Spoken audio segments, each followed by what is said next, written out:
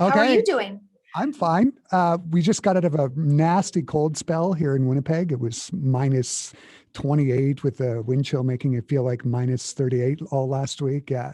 So now we're rejoicing because it's only minus 18 right now. Balmy. Balmy. Absolutely. Balmy. Absolutely. Break out the Okay. shorts. Yeah. So I sort of want to get right to it. We don't have a lot of time, but I was on your website, and one of the things I noticed is that you were planning on taking 2019, 2020 off as a sabbatical, quite the sabbatical with COVID-19. How have you been holding up, and what has this past year turned out to be for you? It's interesting because I was in my sabbatical when concerts of my colleagues started being canceled. So I was watching how people were reacting to the work disappearing, the connections with other musicians disappearing, the connections with audiences disappearing. And I was really touched by the online performances people were giving to reach out and the support that was there, the moral support from the artistic community in all directions.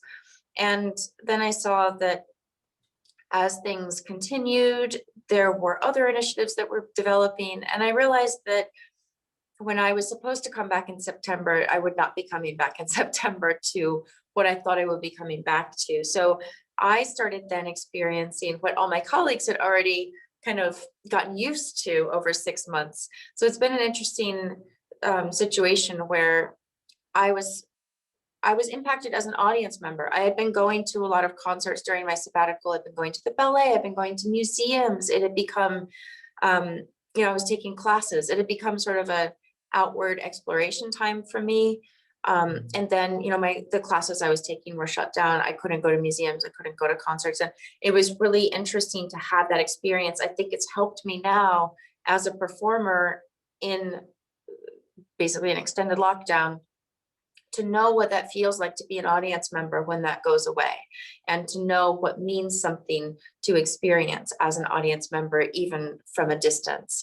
And so I've been trying to do things with my time that are significant for me, that I might not have had time to do, but also initiatives that I can carry through when I'm back touring again, that will have been given the space to develop in this time, but that I can enjoy and other people can enjoy in the future. I have to say that going on sabbatical, I didn't have any plans for what I was going to do. There were two projects that carried over coincidentally during the sabbatical. One was the post-production of the new album Paris, which I do remotely anyway. So I was glad that that was able to continue. And the other was I co-founded a community of AI scientists and musicians and composers who are interested in figuring out how they can be of help to each other in their different fields going into the future. And that's called deepmusic.ai. And that I did as well from a distance. I commissioned some pieces through that with my co-founder, Carol Riley.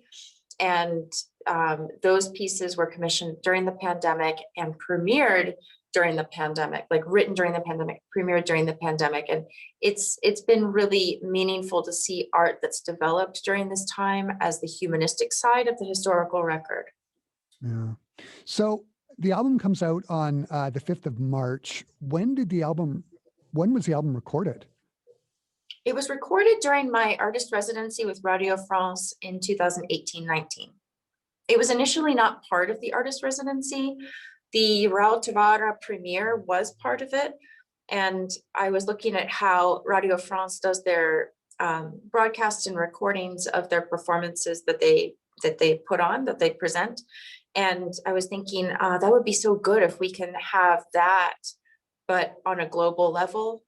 Because Radio France, you can hear it on their station, right? But I also wanted to make sure to reinforce that great artistic contribution to the repertoire on as big a scale as possible. And that gave me a chance to daydream about my dream pieces to play with this group.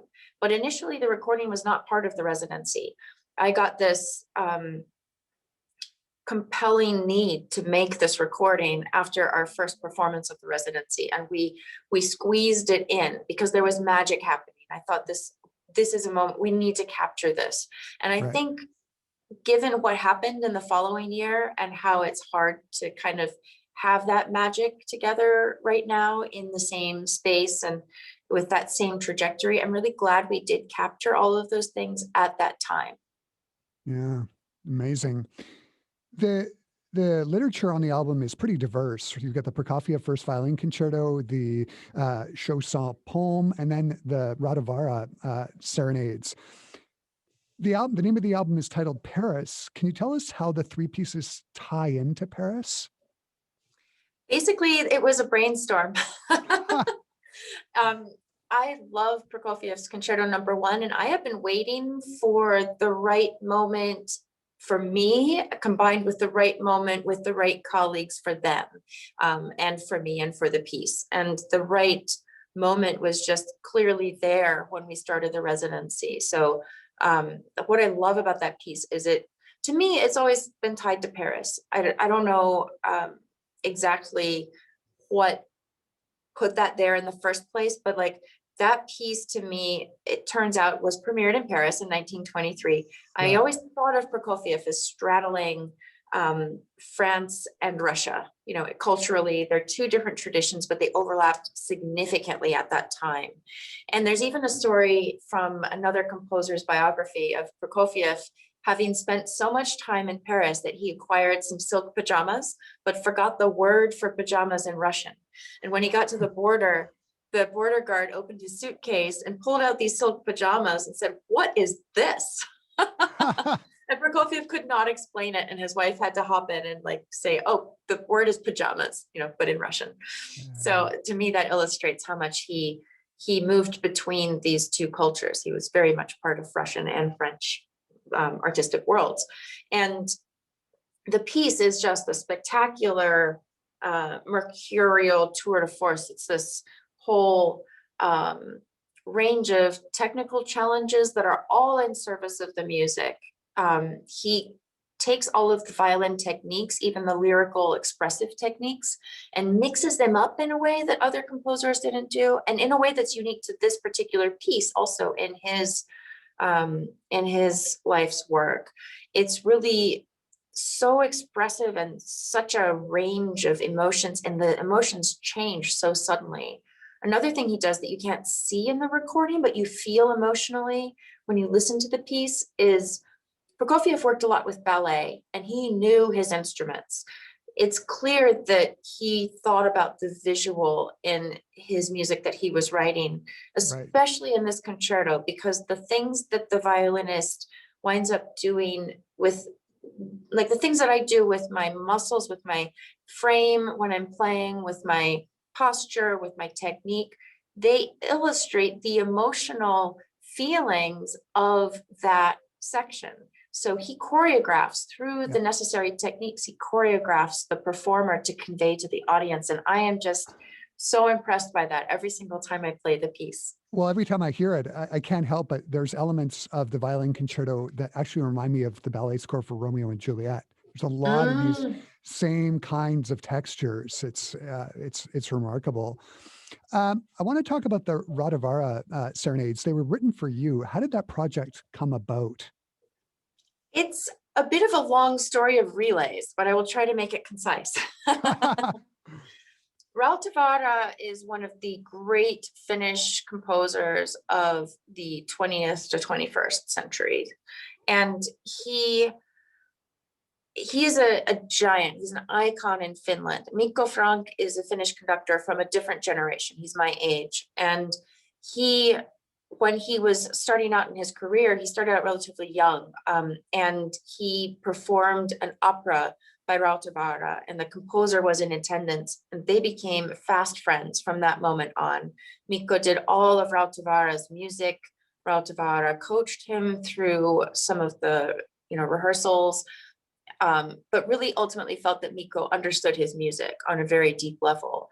They also overlapped a lot with some life stories and some philosophies, and they wound up doing a book together It was just a conversation between them. It became a bestseller and was translated into other languages.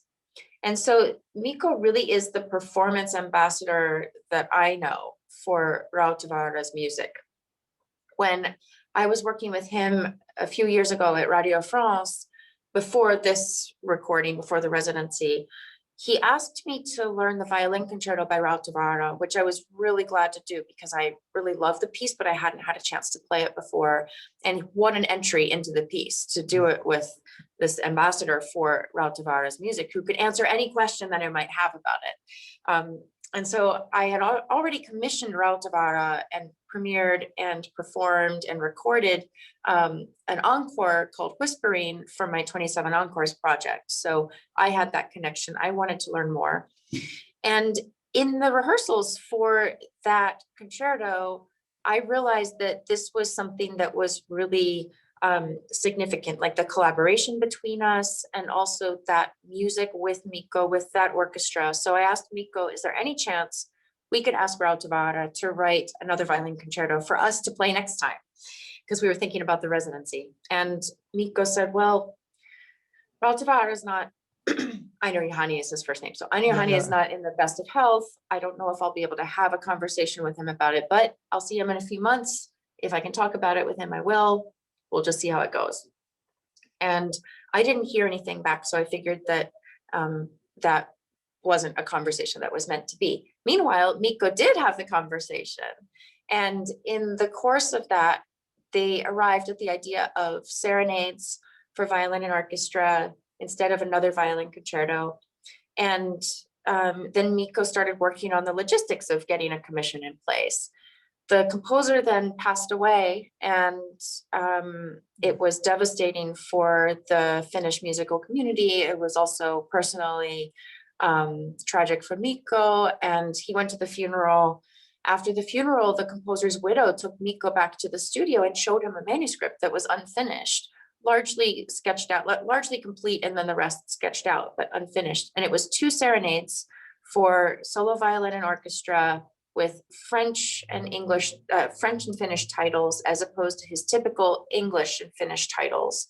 And it was definitely the piece. Mikko hadn't known that Raoul Tavares was even working on it. And so it was like a gift from the afterlife. You know, it was like a gift to Mikko, who then commissioned one of the current great Finnish composers, Kalevi Aho, who studied with Raoul Tavares, to complete it according to Raoul Tavares' wishes. And then we premiered that. And when we premiered it, usually the composer is present when you do a world premiere. Right. And they take a bow at the end. But Mikko lifted the score up to the heavens and gave the composer his acknowledgement. And he was Mikko was such a great partner in this piece. I know so much about it that I wouldn't have even known if I'd spoken with the composer, because Mikko knows his music inside and out, knows his intentions, knew every quote, knew like the words that were spoken in the melodies that I was playing that were quoted from one of Raoul Tavares' operas. He knew the aria. He could find the part in the score when he went home and like send me pictures of the score. And I was like, wow, this is just a tour through the head of the composer, but framed in the form of a colleague who is there in the moment that the questions arise. Right. We're almost out of time, and I got a minute. I have an extra 5 minutes. It's okay. Okay. We can Okay, great. Okay, so I'm going to ask the other question about the Raoul Tavares. One of the things I love about his music is there's all these wonderful textures in. It doesn't matter what combination of instruments he's writing for. There's one of the things about Raoul Tavares is I just find the textures in his writing just fascinating. Does he do anything in particularly nifty in the 2 serenades that, from a coloristic or texture standpoint, is striking for the audience? The orchestration is different between the 2. So if you were to look at the score, you would see that one has more density in the orchestration than the other. And one thing interpretively that I learned that would not be evident when you just look at the score is that, and this is something that Mikko told me that was a really fascinating thing to work on, which has to do with texture. The orchestra part is not supposed to over emote. It's supposed to be in a sort of hypnotic in between zone. It's not supposed to be retiring. It's not supposed to be driving forward. It's supposed to sort of have all of these things happening, but intertwined with each other in a way that stays very much right where it is. So you continue from moment to moment to moment to moment to moment without overshaping. And that is very difficult because there's a lot of interesting stuff happening. Everyone wants to phrase their part. Everyone wants to bring out the beautiful, delicious details. And the details have to exist where they exist, the way they exist. And there's a sort of a spirituality to a lot of Raut de Vara's writing. And I think that that way of existing within the piece is also a form of maybe meditation or a form of communication with the music, where it's not about you, it's not about your performance. And in the violin part, it's similar. When I saw the violin part and was practicing it, I was trying to sing it out because, you know, it's like an aria. You think you sing it out, but no, when the singers of these arias are singing, it's not really overtly tortured. You know, it's not like you're not emoting on the high end for drama. You're not trying to project. It's sort of in a mezzo voce range for the singers, and it's the emotions are inside in the text. So what I needed to learn how to do was sort of pace myself so that I was expressive, but under a sort of a veil. So I had to be expressive within a contained space that also allowed the music to breathe. So you contain, but you don't diminish. And that is also part of the texture. I had to change my tonal approach. I had to change my concept. And if you know that when you listen to the music and you know how much Raut de Vara connected with spirituality and how much his music was not just about the music, it's really, I think, a very unique aspect of these pieces. Mhm. Last question. I'm going to wrap it up here. Do you have any special plans for when the album is released on March 5th? Are you going to go out for a nice dinner? Well, I guess you can't do that, but What am I going to do? a Zoom dinner? I Yeah, don't know. I'll probably look at it on the streaming platforms and marvel that it actually exists. That's kind of one of the first things I do. Like, I can see it out in the world. I see all the tracks are there, and I'm like, if I were not the person who made this record, I would just listen all the way through. And so sometimes I push play and I listen all the way through. I think we might do like a little virtual listening party or something like that. But it's usually a really special day when a record comes out. I usually am not doing much. Like, I might have a concert that day, so I usually don't have a big party.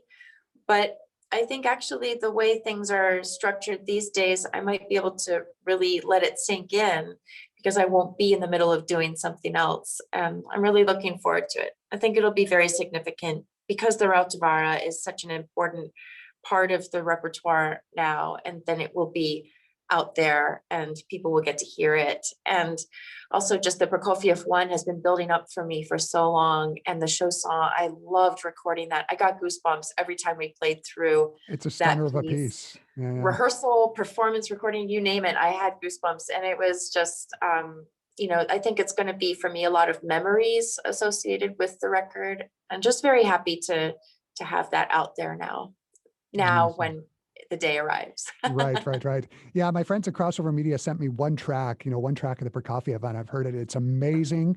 They just sent me the one track sort of as a teaser. Oh my goodness. And Hilary, I don't know the policies around radio previews, but yeah, I'm really excited about the whole record. The whole thing comes together in a way that's really a tribute to the collaboration and a tribute to the artistic landscape. Yeah, I can't wait to hear the rest of the record. I'm sure it's just going to be fantastic. In particular, the Raut de Vara. Yeah, it's going to be excellent. Hilary, I've taken up too much of your time. I got to let you go on. It's a pleasure. Another one. Thank you so much from all of us here in Canada. It's just been so great to chat with you. Thanks again. Stay warm. Oh, we will. We will. Thank you so much. Bye. Bye-bye.